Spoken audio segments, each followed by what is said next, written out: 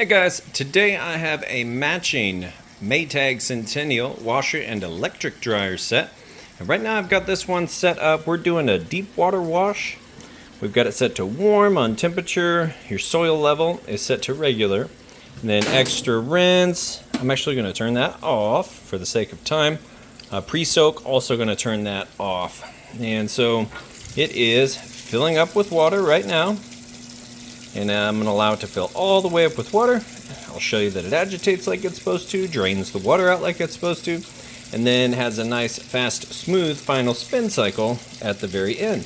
Then when it's all done, we'll move the clothes over to the dryer, and I'm going to show and demo that the dryer is working, heating, and all of that correctly as well. So now typically you wouldn't be able to lift this lid up. However, I bought an extra one of these little lid lock switches online.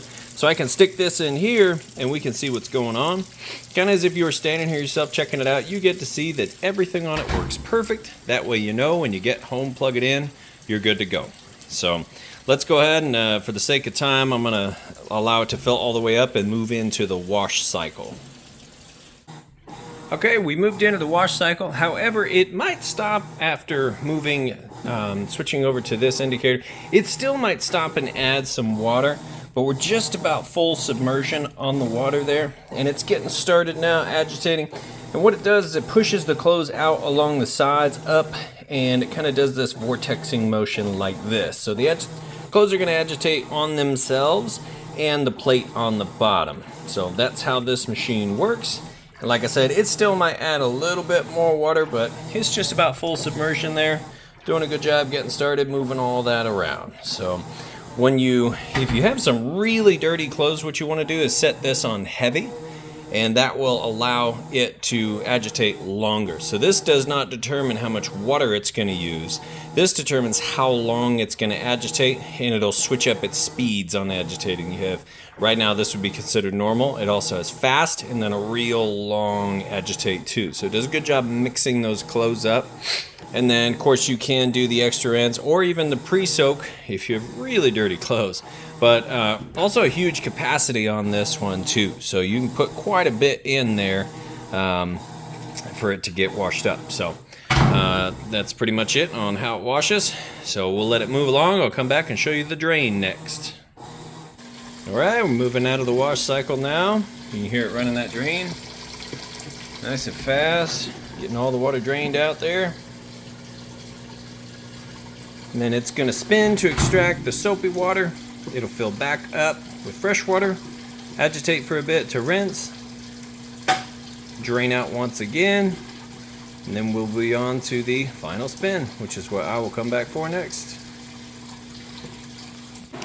Alright, we're back for the final spin cycle. It's getting up to speed right now. I just want to once again mention we would be locked here, so at home you wouldn't be able to open this up, but I can show you that it's spinning nice and fast. And as it extracts more water, it'll actually get going a little bit faster. But as you can see, sounds great. Nice smooth operation. So we'll let it finish up here. Move over to the dryer. Okay, now we've got the washer cleaned out. You see this is the real deep capacity I was talking about. Super capacity plus. That's all clean, cleared out. Now we move over here to the matching electric dryer. We'll go ahead and just put that on time dry. So you've got high heat, time dry. You can turn the cycle signal so the alert once it's done on or off. You can also adjust your heat here. You want to make sure that you change this out before each and every load. It's your lint trap. But I'll show you here in just a sec that it is heating like it's supposed to. Obviously you can hear it tumbling. And it'll be virtually silent once you hook up your vent hose on the back. I don't have that set up out here, but the little vent hose that goes on the back muffles the blower motor, so you'll be able to hear the clothes tumbling, and that's about it. So we'll go ahead and check on the heat. Right in between those two red dots, it takes a surface temperature measurement. So it's 76 degrees on top of the dryer, 69 degrees on the concrete floor. So we'll go ahead and open this up. You see the clothes are tumbling. Nice bright light. Now right inside that heating element tube is going to be super hot. The inside of your dryer, it's going to heat up anywhere from about 95 up to 195. Just depends on how long it's been running and what you have that heat setting set to. Toss all these towels back in here. You can see it's a pretty large load, but plenty of room in there. Huge capacity on that one too. Start it back up. But now you know, everything works, tip-top shape. We'll go ahead and get these listed up for sale. If you have any questions at all, feel free to reach out. And I do appreciate you taking the time to watch my video. Thanks, you guys have a great day.